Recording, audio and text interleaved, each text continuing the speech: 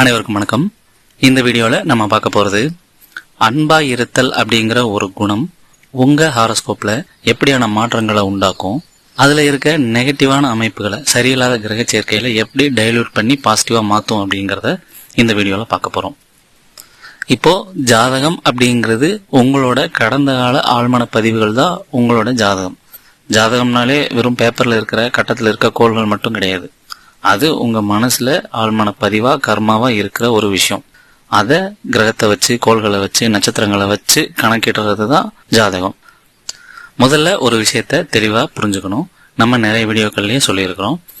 ஒரு நல்ல நேர்மையான சரியான ஒரு குணத்தை, சிந்தனைய, பழக்கத்தை, செயல்களை, சம்பவங்களை ஆழ்ந்த விருப்பத்தோட தொடர்ந்து நீங்க செய்ய ஆரம்பிச்சீங்க அப்படின்னா அது உங்களோட ஆழ்மன பதிவா மாறிடும். அப்படி ஒரு தடவை ஆழ்மன பதிவா மாறிடுச்சு அப்படின்னா அது உங்களோட வாழ்க்கையில, நடைமுறை வாழ்க்கையில எல்லா விஷயங்களையும் வெளிப்பட ஆரம்பிக்கும், வழி நடத்தும்.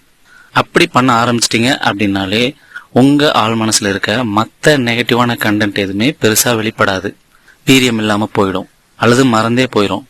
அப்போ நீங்க சரியான விஷயத்த கடைபிடிக்கும் போது, தொடர்ந்து அதை ரிப்பீட் பண்ணும்போது, புதிய சரியான கர்மாக்களை, பதிவுகளை உள்ள கொண்டு வரும்போது உங்க ஜாதகத்தில் இருக்க நெகட்டிவிட்டியும் முழுமையா டைல்யூட் ஆகிறதுக்கு வாய்ப்பு உண்டு.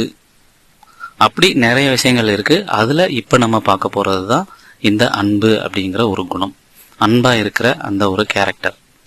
இந்த அன்பா இருத்தல், அரவணைப்போட இருத்தல் அப்படிங்கிற ஒரு குணம் ஜாதகத்தில் இருக்கிற நிறைய கிரகத்தை பாசிட்டிவா மாற்றும், நிறைய குணங்களை, கர்மாவை சரியா வெளிப்பட வைக்கும்.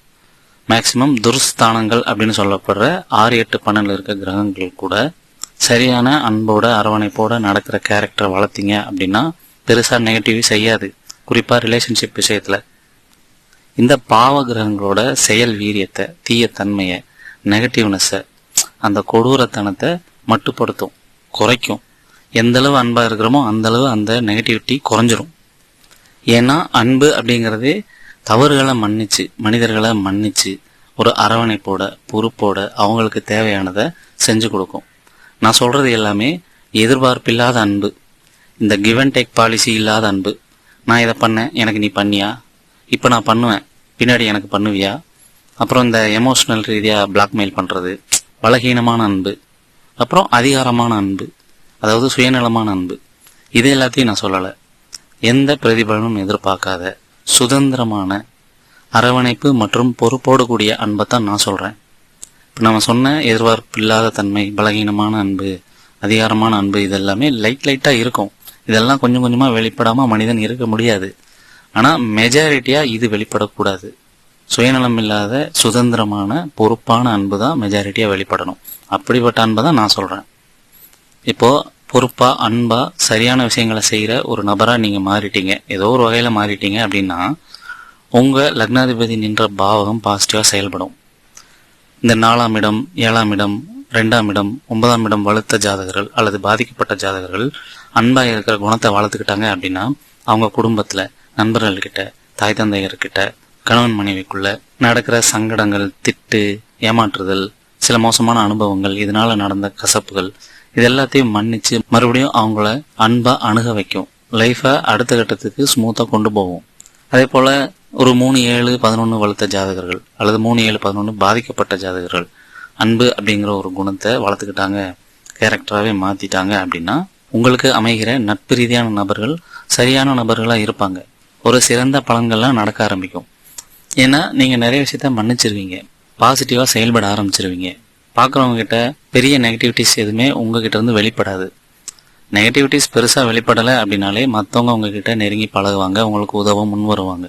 உங்களோட நல்ல எண்ணம், நோக்கம், ஜென்யூனிட்டியை பார்த்து நீங்க தவறே பண்ணியிருந்தாலும், சரியா செயல்படாமல் இருந்தாலும் உங்களுக்கு உதவ மனிதர்கள் வருவாங்க. இது இயல்பா மனிதர்களுக்கு இருக்கக்கூடிய குணம்.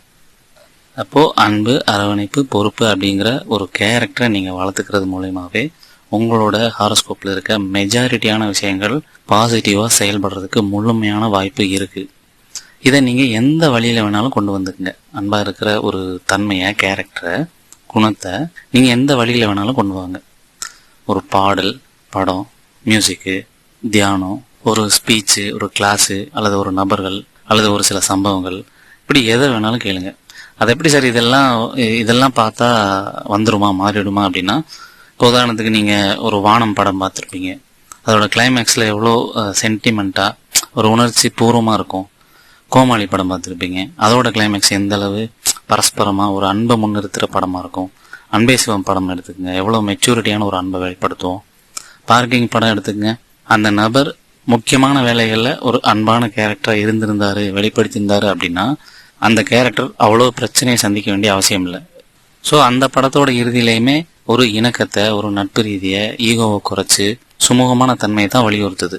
இந்த மாதிரி ஏதோ ஒரு வழியின் மூலயமா, மெத்தடு மூலயமா, நபர் மூலயமா, பயிற்சி மூலயமா, ஸ்பீச் மூலயமா நீங்கள் அன்பான, அரவணைப்பான, பொறுப்பான மனநிலையை வளர்த்துக்குங்க. உங்கள் ஹாரோஸ்கோப்பில் இருக்க அமைப்பு அப்படி ஒரு குணத்தை வளர்க்க விடாது. ஏதோ ஒரு தடை பண்ணும். இதெல்லாம் வேஸ்ட்டு, அப்படி இருந்தால் உன்னை மதிக்க மாட்டாங்க, உன்னை கிண்டல் பண்ணிடுவாங்க, பிழைக்க தெரியாதவன் சொல்லிடுவாங்க, அப்படி இப்படின்னு ஏதோ ஒன்று சொல்லி முத்திரை குத்தி உங்களை ஜட்ஜ்மெண்ட் பண்ணி என்னென்னமோ சொல்லுவாங்க. இயற்கை ரீதியாக, படைப்பு ரீதியாக அதெல்லாம் ஒரு விஷயமே கிடையாது. ஜீரோ. அவங்க என்ன வேணால் சொல்லட்டும், யார் என்ன வேணால் சொல்லட்டும். நம்ம பொறுப்பாக, அன்பாக, அரவணைப்போடு இருக்கணும். அதுக்காக ஏமாளியாக இருக்க சொல்ல, நம்மளை ஏமாத்தினவங்களுக்கே போய் உதவி பண்ண சொல்ல. எந்த இடத்துல எப்படி அன்பாக இருக்கணுமோ அந்த இடத்துல அப்படி இருக்கணும். தூக்கி போட்டு மிதிக்கிறதும் ஒரு அன்பு தான். அன்பு அரவணைக்க மட்டும் செய்யாது, கழுத்தை பிடிச்சி கொள்ளவும் செய்யும். இதை தான் கீதையில் கிருஷ்ணர் நிறைய விதங்களில் எக்ஸ்பிளைன் பண்ணியிருப்பார். அதனால தான் அன்பு அப்படிங்கிறத நான் சுதந்திரமான அன்புன்னு சொல்கிறேன். ஸோ ஃப்ரீடமான ஒரு அன்பாக நீங்கள் இருந்துட்டீங்க அப்படின்னா யார் சொல்கிறதுக்கும் பயப்பட மாட்டீங்க, வருத்தப்பட மாட்டீங்க.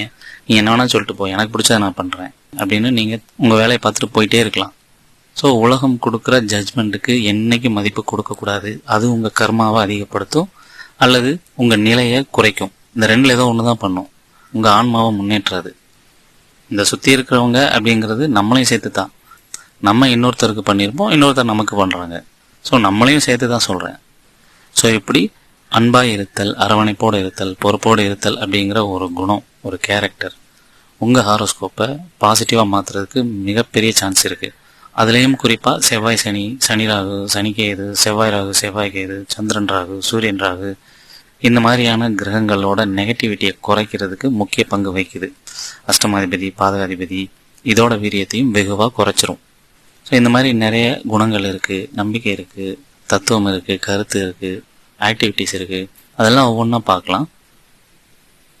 நம்மக்கிட்ட ஹாரோஸ்கோப் பார்க்குறவங்க கிட்ட ஒவ்வொரு கிரகத்தையும் எடுத்து நம்ம எக்ஸ்பிளைன் பண்ணும்போது ஒரு நெகட்டிவிட்டி ஏதாவது இருந்தது, மாற்றிக்க வேண்டியது ஏதாவது இருந்தது அப்படின்னா அதுக்கு இப்படி ஒரு குணத்தை வளர்த்துக்குங்க, இப்படி ஒரு ஆக்டிவிட்டி பண்ணுங்கள், இப்படி ஒரு நம்பிக்கையில் இருங்க, இதை பற்றி இன்னும் ஆழமாக தெரிஞ்சுங்க, இப்படி ஒரு கோர்ஸ் பண்ணுங்கள் அப்படின்னு அந்த நெகட்டிவிட்டி குறையிறதுக்கு மனோ ரீதியாக என்ன மாதிரி ஒரு செயல் செய்யணும் அப்படிங்கிறத நம்ம சஜஸ்ட் பண்ணுவோம்.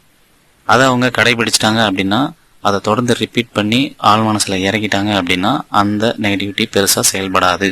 அதுக்கான கைடன்ஸ் தான் நம்ம தொடர்ந்து வழங்கிட்டு இருக்கோம். நம்மக்கிட்ட ஹாரோஸ்கோப் பார்க்கணும் அப்படின்னு புக் பண்ணிட்டா ஒவ்வொரு கிரகத்தையும் எடுத்து தனித்தனியாக எக்ஸ்பிளைன் பண்ணுவோம். தனித்தனி ஆடியோவாக வரும். அதில் இருக்க பாசிட்டிவ் என்ன, நெகட்டிவ் என்ன, பாசிபிலிட்டி என்ன, எதை சரிப்படுத்திக்கணும், சக்ஸஸ்க்கு அதை சரியாக எப்படி கொண்டு போகணும், அதில் இருக்க நெகட்டிவிட்டியை எப்படி குறைக்கணும் அப்படின்னு எல்லாத்துக்கும் எக்ஸ்பிளைன் பண்ணுவோம். வேலை, தொழில், குடும்பம், பொருளாதாரம் எல்லாத்துக்குமே தனித்தனியாக வந்துடும். ஸோ அப்படி ஒரு கன்சல்டேஷன் வேணும் அப்படின்னாலும் நம்மளை தொடர்பு கொள்ளுங்க. இதை நம்ம ஆடியோ ரெக்கார்டடாக உங்களுக்கு கொடுத்துருவோம். அதை நீங்கள் முழுசாக கேட்டுட்டு மறுபடியும் ஒரு செஷன் வச்சு அதில் உங்கள் டவுட்ஸை கிளாரிஃபை பண்ணுற மாதிரி இருக்கும். அதுபோக வேலை, தொழில் சம்மந்தப்பட்ட கைடன்ஸும் நம்ம பண்ணிகிட்ருக்கோம். தேவைன்னா அதுக்கும் தொடர்பு கொள்ளுங்க. இந்த வீடியோ பற்றின கருத்துக்களை கமெண்ட் பாக்ஸில் போடுங்க. அடுத்தடுத்து உங்களோட ஜாதகத்தை பாசிட்டிவாக இயக்கிறதுக்கான ஏதோ ஒரு ஆக்டிவிட்டியை பற்றி தொடர்ந்து பார்க்கலாம். நன்றி.